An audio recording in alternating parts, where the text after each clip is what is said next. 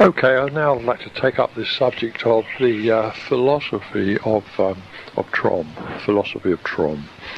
I'm very grateful to Terry Scott, who reminded me of the importance of this subject in a tape communication to me, and he said he felt there's a definite need for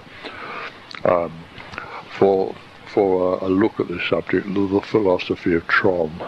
Well, I agree with Terry, and so here we go. We're going to talk now about the philosophy of Trom.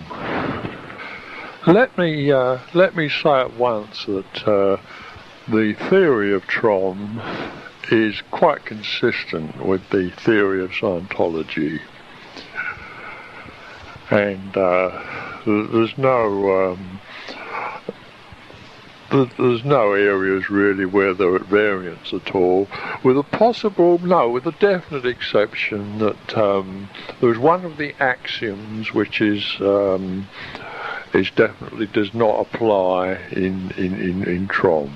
But I suspect that Ron in his later years himself would have suspected that there's something odd about that axiom, because I used to talk to Ron even in the early 50s, and when we used to skirt around the subject of that axiom, and there's things he said then that made me suspect that he felt there was something odd about it. Anyway, the axiom is Axiom 31 in Scientology. And this is the axiom which reads that goodness and badness, beauty and ugliness are alike considerations and have no other basis than opinion. That is axiom 31 of the Scientology axioms. And this axiom tells us that goodness and badness is really relative to the situation. In other words, it's entirely a matter of opinion, that there's no basis for goodness or badness or beauty and ugliness in the universe. There's no basis. Well, now, discounting the subject of beauty and ugliness, for which I would be inclined to say that the second part of the axiom is true, but I haven't studied it all that much. But I would say that if the axiom simply read beauty and ugliness are alike considerations and have no other basis in opinion, I would agree with that. But it's the first part, goodness and badness, that sticks in the craw. Now, this is a very old philosophical point that Ron hit when he hit Axiom 31. I don't know whether he knew that he'd hit a very old philosophical argument. I missed it at the time.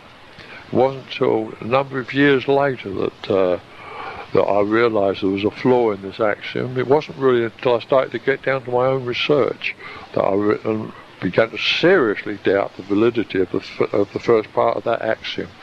And I hadn't got too far into my own research before I realised that the first part of Axiom 31 is an error. It's simply wrong. The reason, this is the way it works. If you say that all goodness and all badness are simply a matter of opinion, then you've stopped all possibility of social comment. You know, you can't then point your finger at something and say, well, I consider that bad. The person will say, well, yes, that's fine, but it's simply your opinion that it's bad, and I consider it to be good. You see that? And bang, you've destroyed the whole subject of morality and ethics at one swoop, just like that. You just wipe them off the face of the planet. You see that? Once you say that goodness and badness are simply a matter of opinion, you've just destroyed all social comment. You can't comment about an action, because the person could immediately say Axiom 31. He can invoke Axiom 31. So, well, look, these things are simply a matter of opinion. You consider it's bad, I consider it's good. and there's no absolutes on the subject. Well, not so much as no absolutes, but it's simply a matter of opinion. Simply a matter of opinion. And my opinion is as good as yours, old chap, you can say. So you can't comment on an action. Now, that is a very dangerous way to run a society, I can assure you. Societies tend to collapse when this is adhered to. If you was to try and run a society on that basis, it would run itself into a hole. It would run itself into a hole rather rapidly. And societies that have tried to live like that, a hedonistic type, it's usually this concept is associated with hedonism, that whatever I do is right, and whatever you do is right, and it's all a matter of opinion, and we all live for today, for tomorrow we die. It's the hedonistic philosophy, and no society has ever flourished using that philosophy. It simply leads to the graveyard very, very quickly. Very, very quickly. The society just collapses. It just falls apart. Usually it just falls apart into bloody conflict. That's an end to the society. And something more stable takes its place. In other words, it's not a workable, it's not a practical proposition. So the first part of Axiom 31 is at fault. So with the possible exception of that, Trom and the body of data of Scientology are consistent with each other. And all we can really say is that Trom bears the same relationship to Scientology, say Einstein's relativity theory bears to Newtonian mechanics. It's just a smoother way of looking at it, and a much faster and a much more practical way of getting the job done. But it does contain some more fundamental truths which were missing from Scientology, and so tended to limit the application of Scientology. I suppose, logically speaking, from a philosophical viewpoint, you could put, with the exception of that, these odd little bits and pieces like the first bit of Axiom 31, you could put Scientology within Trom. But you can't put Trom within Scientology, because there's data in Trom which is not known in Scientology. But there's everything that's known in Scientology you'll find is in Trom. You'll find that it's all in there. So the senior subject is Trom, I can assure you. It's the senior subject. But Scientology, with few exceptions, is quite consistent with Trom. Is quite consistent with it. So we do have a philosophical background there, the philosophical background of Scientology.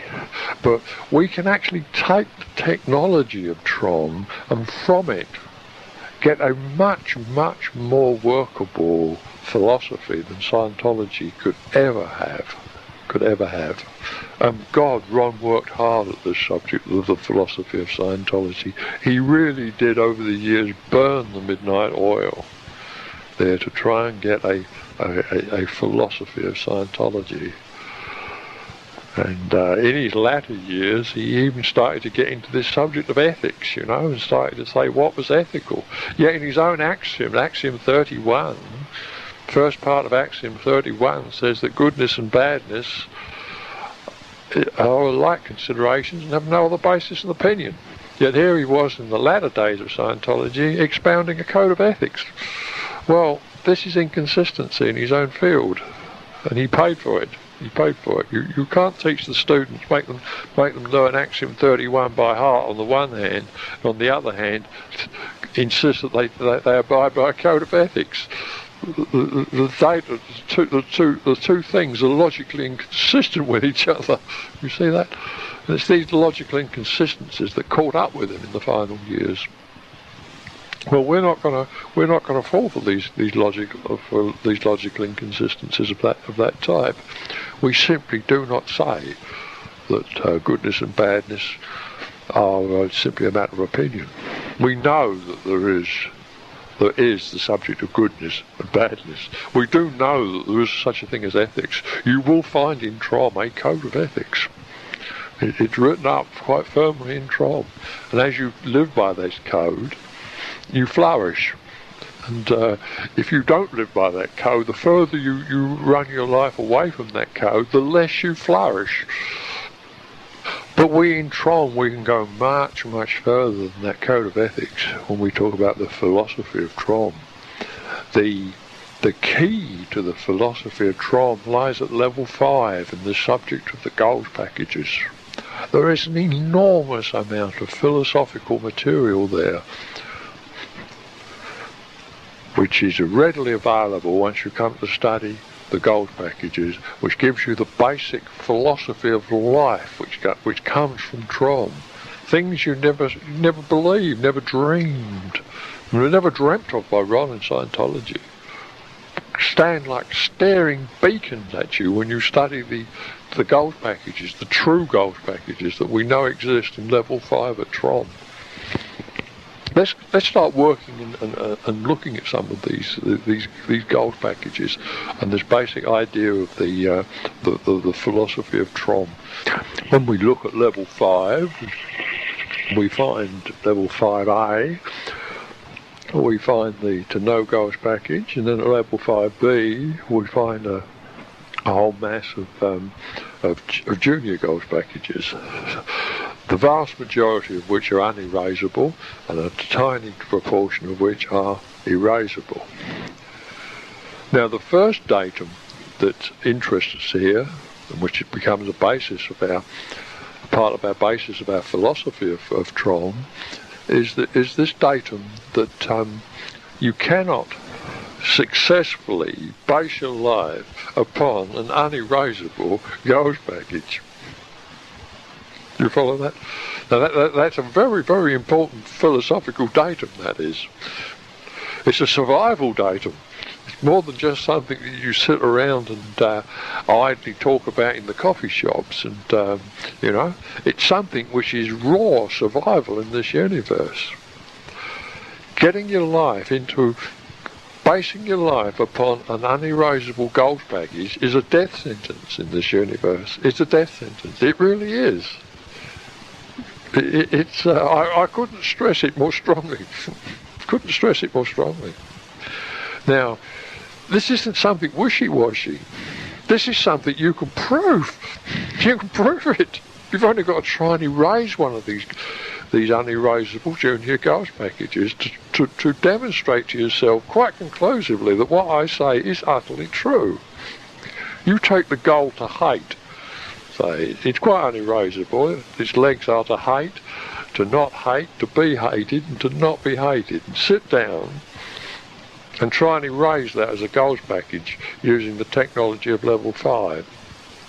And it will kill you.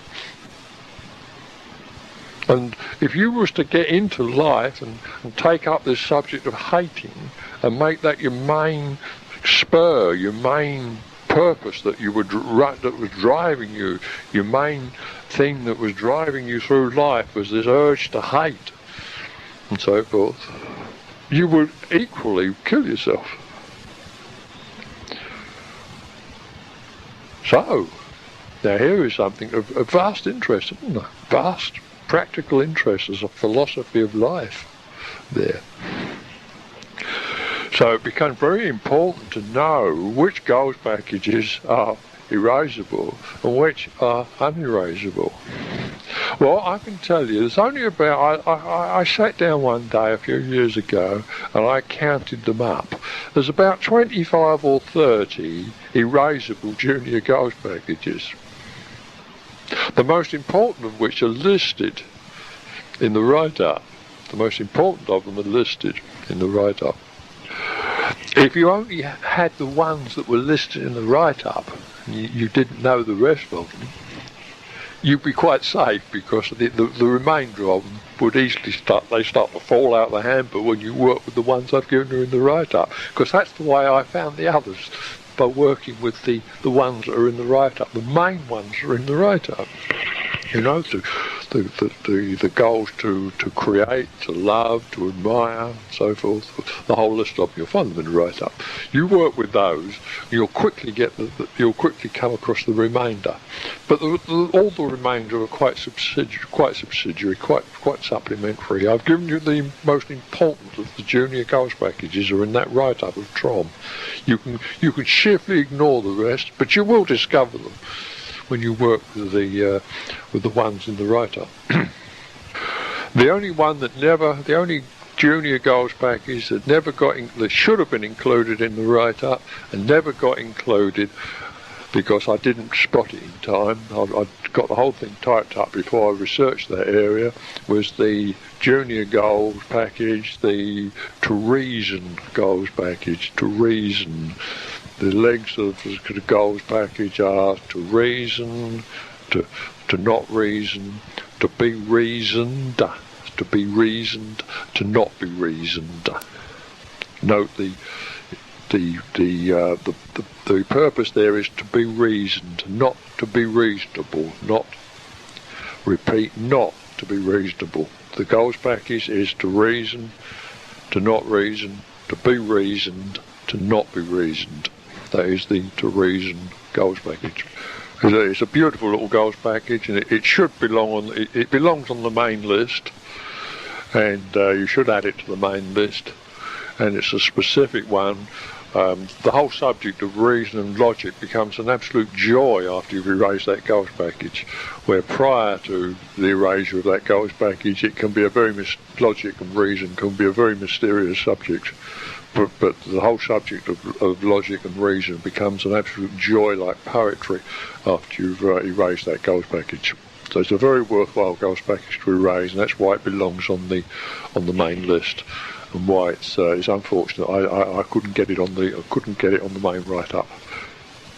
But nevertheless, if you work with the ones that are on the write-up, you would come across the goal To Reason eventually and realise that it is erasable, and you realise how important it is, and you would add it to your list of erasable goals. So there's only that tiny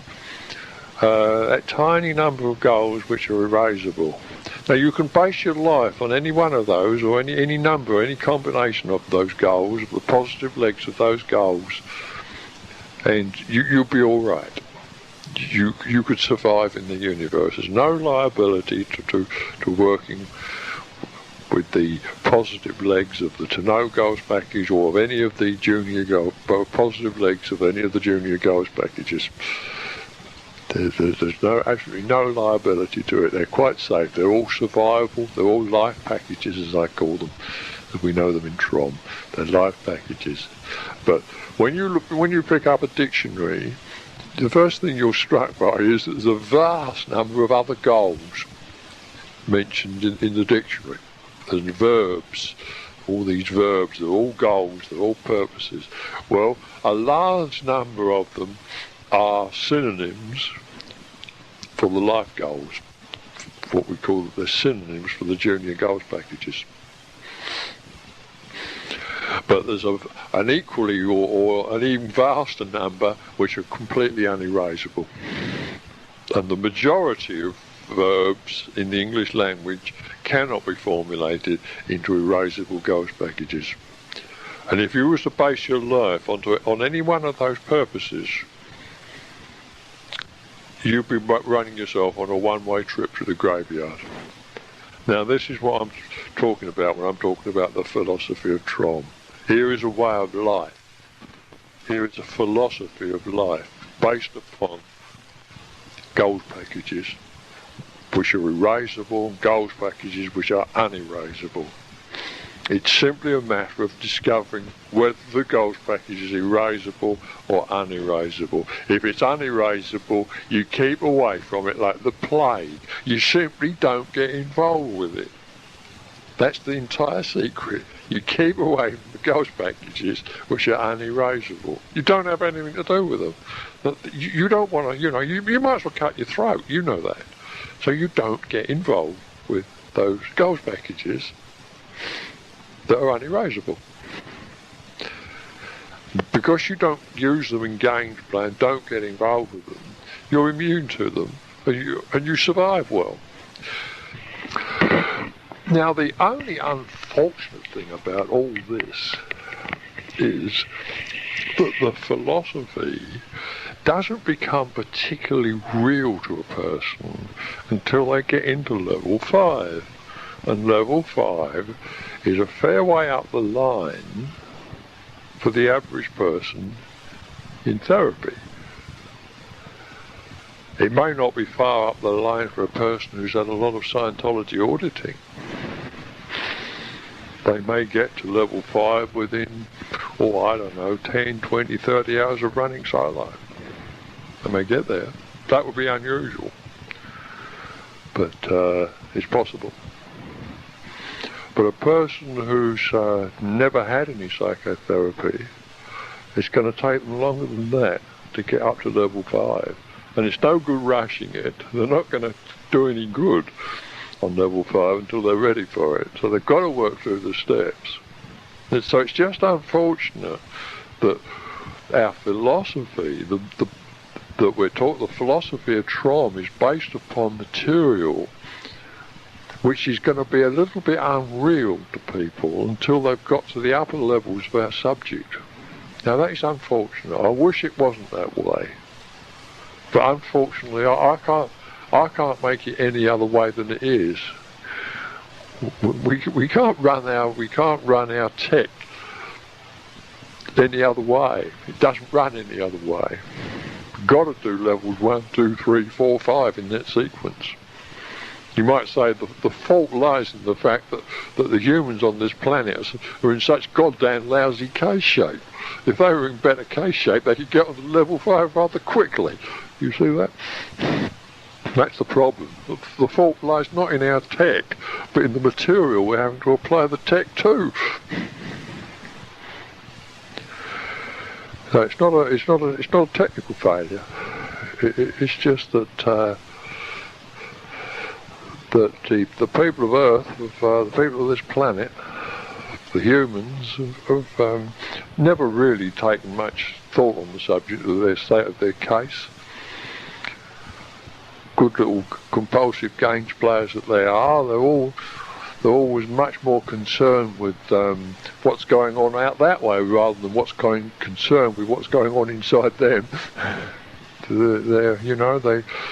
You always know the compulsive games player is that he always looks exterior to himself for the solutions to his problems. This is almost a definition of a compulsive games player. You know them by that.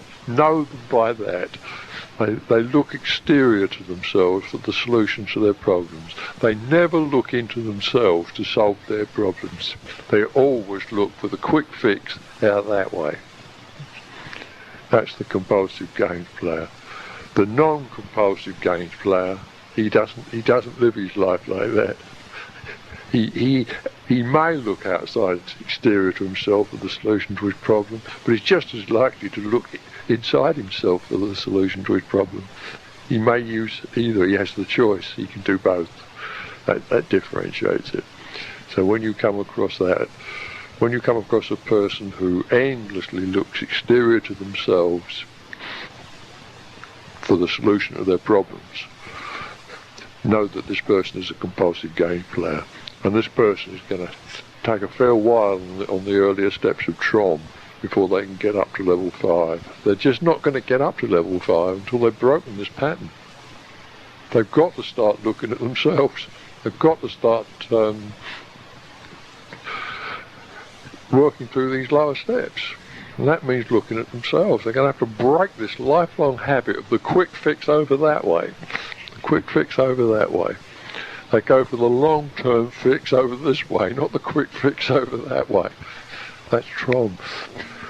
Another way you can tell the compulsive game player is the amount of he needs to be stimulated by his environment, the amount of stimulation he needs from the environment. The compulsive games player has a tremendous need to be stimulated by his environment, where the non-compulsive games player has far, far less need to be stimulated by his environment. And by the time he's finished the 5 levels of TROM, his need to be stimulated by the environment is very tiny indeed, and it's completely under his control. Completely under his control. So there's two quick indicators for the compulsive game player, just given to you in passing. Is the quick fix over that way, always looking exterior to himself for the solution to his problems, and a high need to be stimulated by the environment, and so on. You see that they're quick indicators of the compulsive games player, and the higher that compulsion of games play is, the more they're going to have to spend on the lower levels of TROM. The more they're going to have to sweat at levels 2 and 3 of TROM. 2, 3, 4, but mainly 2 and 3. The compulsive games player has a rough time at level 2. He really does. That's the one. It's, as I said on the write-up, it separates the men from the boys. And that's the one that sorts them out. Sorts out the compulsive games player is level 2. The non-compulsive game player sails through levels 2 and 3 quite comfortably, but the compulsive games player has a lot of trouble, because they make him look inwards. They make him look at his mind, and that's the one thing he will not do. He's always looking exterior to himself for a quick fix to his problems, and level 2 won't let him do that. It simply says, look at your mind. Let's evaluate these things in your mind. Start looking at your postulates, your considerations, what your structure of your mind that you're working on. Let's look at these things. Not keep looking out that way to a fix for your problems. Let's fix them. You fix them. Your mind, you fix them. That's TROM. But to return to our main line, which is this subject of the philosophy of TROM and the subject of the goals packages, don't miss it that our philosophy of TROM is governed by the data at level 5. Governed by the data at level 5 and the goals packages. It completely dominates the philosophy of TROM. Completely dominates it. And the only other philosophy of TROM would be what you will find in Scientology. You know, the general, what might be called the background philosophy, which is common to Scientology and TROM. But the philosophy that differentiates TROM from Scientology is the philosophy that comes from the gold packages at level 5.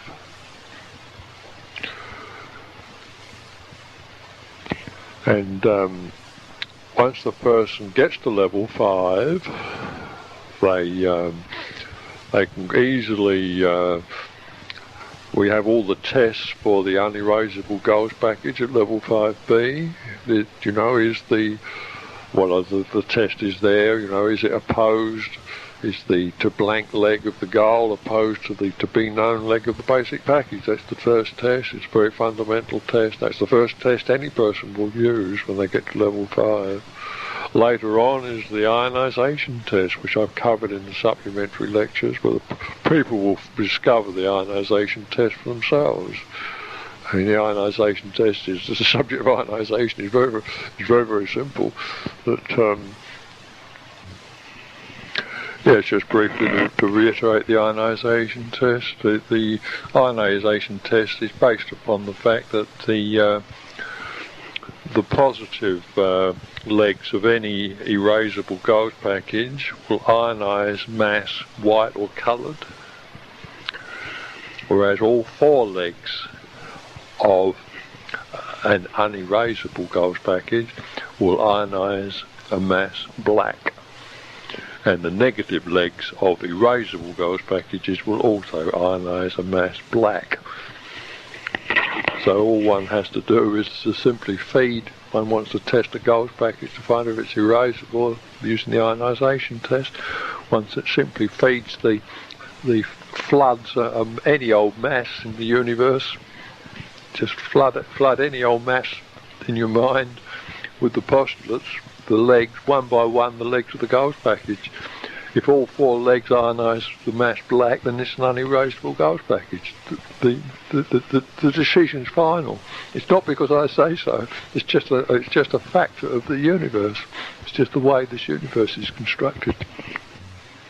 The ionisation test is a much simpler test than the test that's given in the write-up, but unfortunately a person has to be in fairly good case shape to use the ionisation test.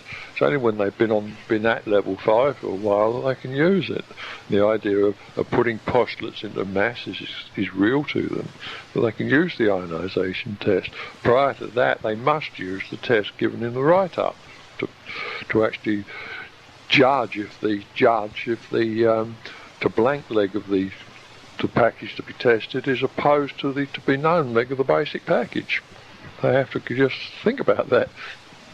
Well, it's a valid test, it's a good test, it got me by, it saved my life, that test did, it's a good test, but the ionisation test is a better test, but again it's not available to the person until the person is well into level 5. It's not a technical failure, this, again, it's only because of the rather poor case shape of human beings. If human beings in our society in the last 2,000 years, say, have spent more time dealing with the mind and researching the subject of the human mind and less time researching black boxes and so forth out that way, we would already have a large body of knowledge of the human psyche extant on the planet, and people will be in better case shape, and these things would be much easier, you see. But we haven't got that. We've got a society that's quietly going mad or noisily going mad, and they need psychotherapy. They need therapy. They don't believe they need it, but they do. They sure as hell need it. There's no quick fixes over that way. They run out of quick fixes over that way, and their survival is dependent upon their sanity. It always has been. Their survival is dependent upon their sanity, and they're not becoming. Our society is not becoming more sane. It's becoming less sane. The other morning I heard on the radio there. I heard they were talking about the American society, and the chap, he said that one thing about the Americans, he said there they are, he said they've got 2% of the American population are winning, and they're all billionaires. The other 98% of the society are losers, and they haven't got much at all. He says, and the whole society are armed to the teeth. Now, he said, what the Yanks can't see is that that's a recipe for disaster. Well, the man who said that is quite right, but the Yanks can't see it. They still persist in running their society on the basis of 2% winners, 98% losers, and everyone carrying a gun. Well, it's a recipe for disaster, isn't it? You see that? But only if you're sane can you see it. If you happen to be fixated into the goals to exploit and the goals to profit, and they're all unerasable goals, if you happen to be fixated on those goals like the Yanks are, then you never get your society straight, you see. The society just runs itself into the ground. They can't see it, but people standing off can look at America and see the faults of America, but the Americans can't. You know, they have a violent riots in their towns. In Los Angeles they have riots, you know, and it didn't do anything for them. All it meant was that they had to get down and photograph the riots and get the riots on the TV screen so everyone could see the riots. They could all stand around and say how bad it all was, but it never occurred to them that was a signal to do something about their society. No, that's quite unreal to them. The only thing they understand is their postulates of their unerasable gold packages that they're stuck in. They've got to make a profit. They've got to exploit, you see. They're stuck in it. They can't get out of it. Can't look outside of it, which is the awful thing about the person getting stuck in an unerasable goals package. The dreadful thing is that the person can't think outside of it in the end. They get stuck into it. Get so stuck in the unerasable goals package, and it's killing them, and they can't stop killing themselves. It's like the alcoholic who's drinking himself to death. He's on the same skid. He's on the same skid row. He can't stop drinking. Yet the drink is killing him. Yet he can't stop drinking. Well, that's a perfectly good analogy of a person who's stuck, dramatising, stuck in the legs of an unerasable goals package. The goals package is killing him, but he's totally addicted to this way of life. He's totally addicted to the legs of this goals package, and he can't get out of it. Even if you show him a way out, he can't get out. He can't get out of it. His only way out of it is to dig himself out with something like Trom. He can get himself out that way. He sees enough people around him digging themselves out of their problems using Trom, and eventually he'll try it too. He realises that it does work. He doesn't have to do it this way. He doesn't have to be in this goals package, which is killing him. You see that? Now that's the philosophy of Trom. On an educational basis, we simply have to discover the unerasable goals packages, and we simply educate children at school, tell them that, and give them the technical reasons why. That you can't get involved with this activity. It's no good. Tell the kids it's no good going around and hating. No good going around and destroying. It's no good going around and exploiting. It's no good going around and profiting. All these are unerasable things. They'll kill you. We can't run a society that way. And we can prove it. And here it is. And the teacher writes it all up on the blackboard. He teaches them Trom. There it all is. And the children can test it in their own minds and see it's all there. You see that? That's the philosophy on an educational level. You could teach this to people. It could be taught at schools. Then our society would start to come off it. See, at the moment we're like the person who believes that in Axiom 31. We live in a society where people don't believe there's any. They believe that just goodness and badness are a matter of opinion. They don't believe there's such things as dangerous activities that lead to the graveyard, except the most obvious things like shooting yourself or jumping off a cliff. Everyone knows that they're harmful, but they don't. The businessman doesn't realise how harmful his goal to exploit is, which is the basis of his business activity. I mean, business, as it's run in our society at this time. And Christ, business doesn't have to be run this way, but business is run on the basis that the bottom line of business is to make a profit, and profit is achieved by exploitation. That's the way it's run on this planet, in the Western society, the Western world at this time. They call that business. It's a strange and peculiar variation on this subject of business. It's based upon those two postulates of profit and exploitation. The bottom line is profit, and profit is achieved by exploitation. And both of those goals packages are unerasable. Now, it's not immediately obvious to a businessman that the problems in his life are brought about by the fact that he's operating upon unerasable goals packages. It's insidious. It's very insidious. It's only as his life progresses that he realises that there's something wrong with his life. But he can't see what it is. He doesn't know enough about life. He doesn't know about the goals packages. He doesn't know that the purposes he's running on are non-life purposes. He doesn't know enough about life. He doesn't know Trom. If he knew Trom, he wouldn't do it.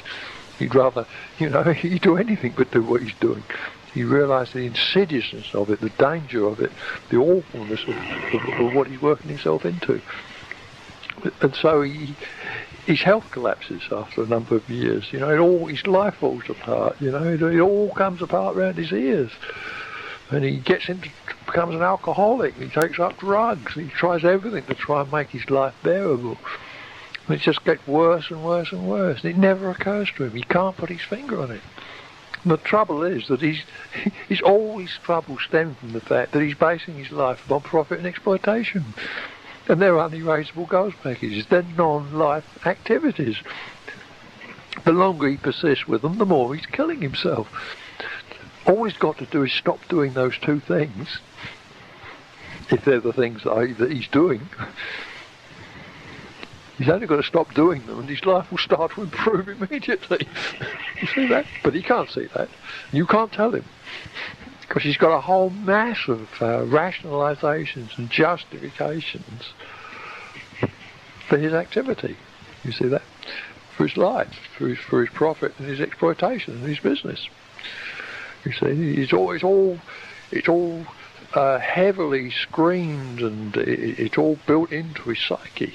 And he's got 1,000 reasons why and 1,000 justifications for everything he does, even though everything he does is killing him. That's the problem when the person's in to an unerasable ghost package. Now that's what we're up against. Now that is we're now talking about the philosophy of Tron. This is the philosophy of Tron.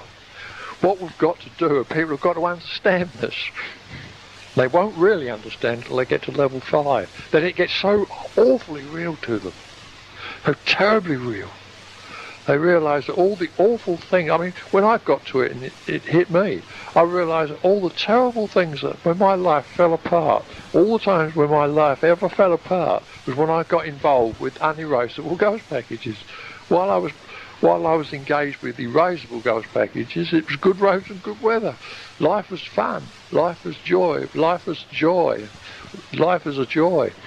But every time I got involved with unerasable ghost packages and got into those, life became serious, dull, apathetic, miserable, black, apathy. You name it. It all fell apart. You see that? That's what's happened to people. And that's what's happening to our planet.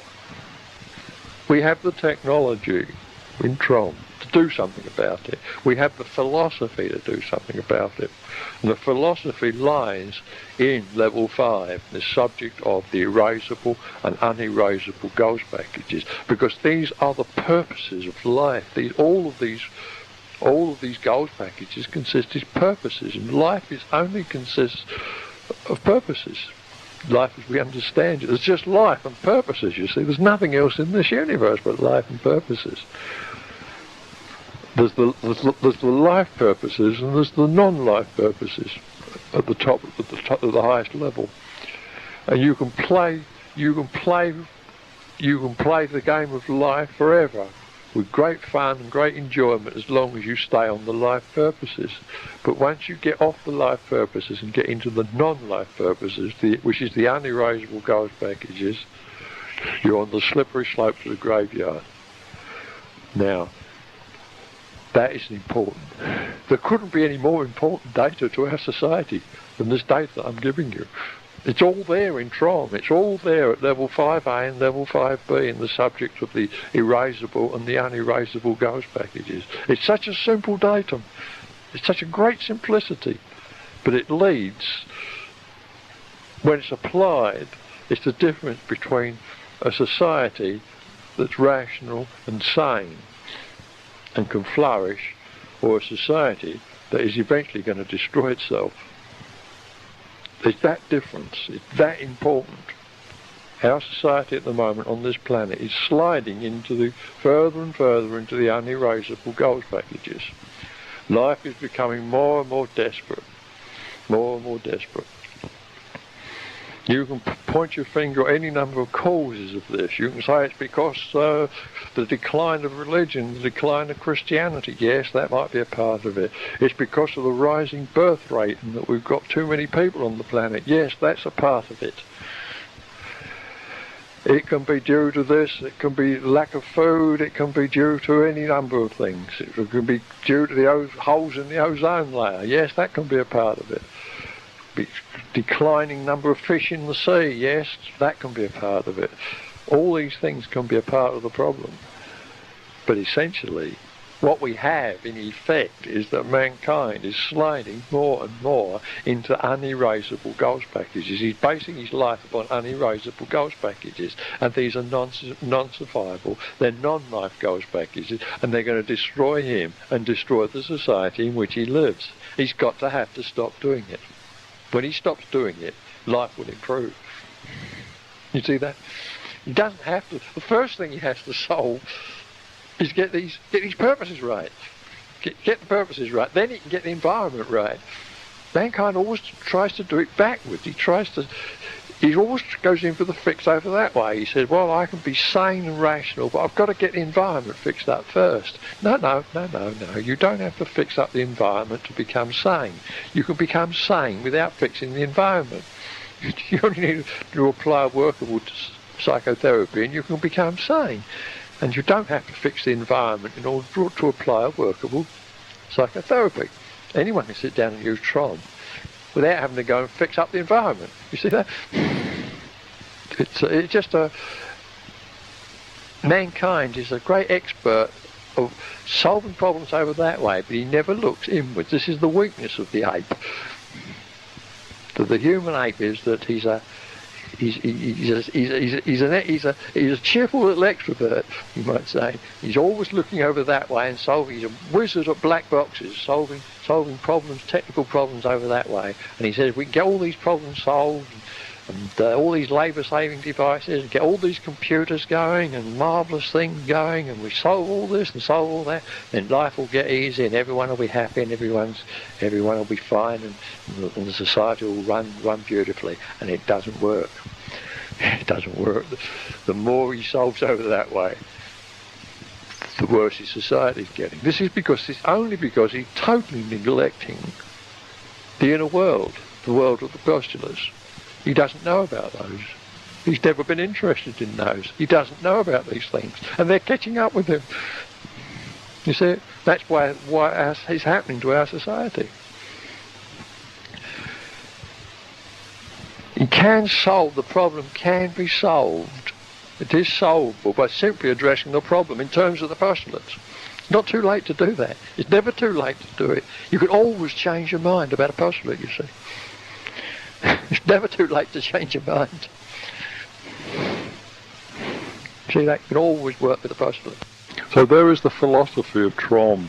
This is the philosophy that differentiates Trom from Scientology. It all boils down to this subject of the first part of Axiom 31 of Scientology, doesn't it? You all get round to that first bit.